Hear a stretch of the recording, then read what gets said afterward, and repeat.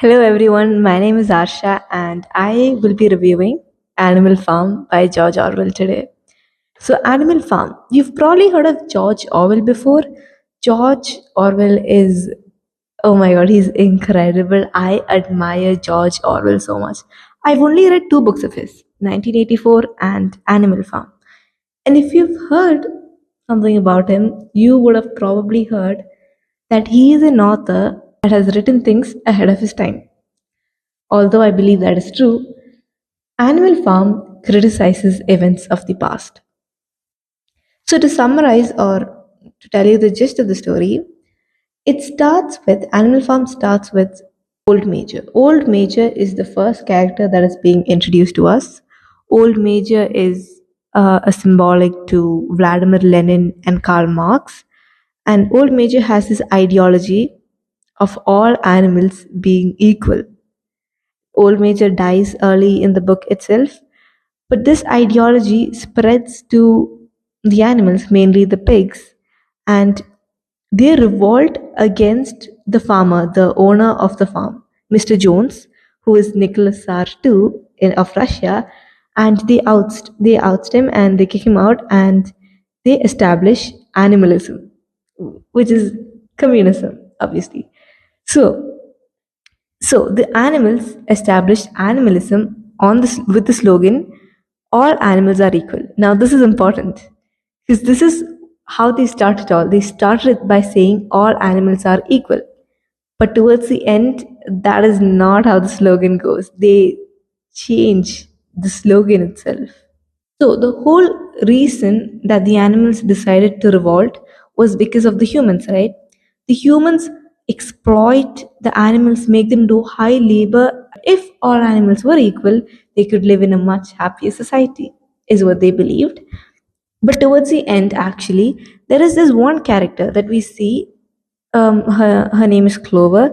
She has been there since the beginning of animalism towards the end, and in the last page, in the last paragraph, actually, she says this line: "No question now what had happened to the faces of the pigs.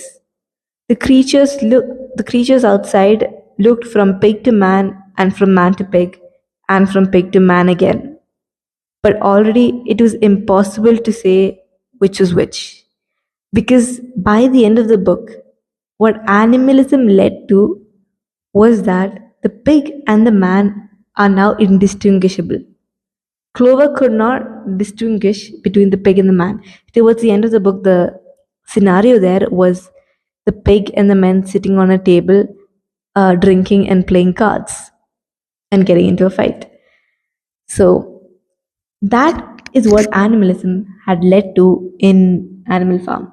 That is what George Orwell critiques here. This is a sharp critique, a sharp satire of Soviet Russia's communism and how it ended. No, actually, not how it ended. This has nothing to do with how it ended. My bad. I'm sorry. My perspective, you will have an indifference to communism once you read Animal Farm. It has given me a lot of insight, and I believe that you will understand how. The whole point of the book is how how power corrupts people. So the pigs, they were part of the revolt and the revolution against the humans who exploited them. But then once they got to a place of power, it corrupted them, right? Their priorities changed and they became enamored by the power. So they are now exploiting the animals. At the end, the slogan "All animals are equal" changes to "All animals are equal, but some animals are more equal than others." Some animals being the pigs, right? Yes, that is what I believe. I know it is cynical to think that way, but I think that is what happens most of the times. That power changes people. Power does change people. Personally, power might as well change me. It is just almost always true, right? There are exceptions. Sure, there are exceptions, but in general, I believe power has the ability to corrupt people to a huge, huge extent. Communism, where everyone is entirely equal, that is close to impossible.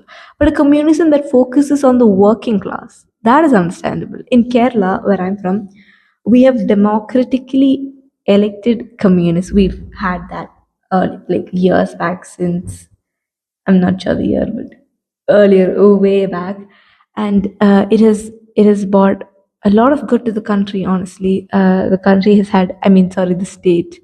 It has brought a lot of good to the state. The state has had so much development because of the Communist Party, right? CPIM. It is the current ruling party. We will see the rest next election. Yeah, so over here, communism in Kerala also, communism focused on the working class. My opinion is that communism, uh, and where everyone is equal, it suggests an anarchy, honestly. And anarchy, I don't think is a good idea. Personally, I don't think anarchy is a good idea.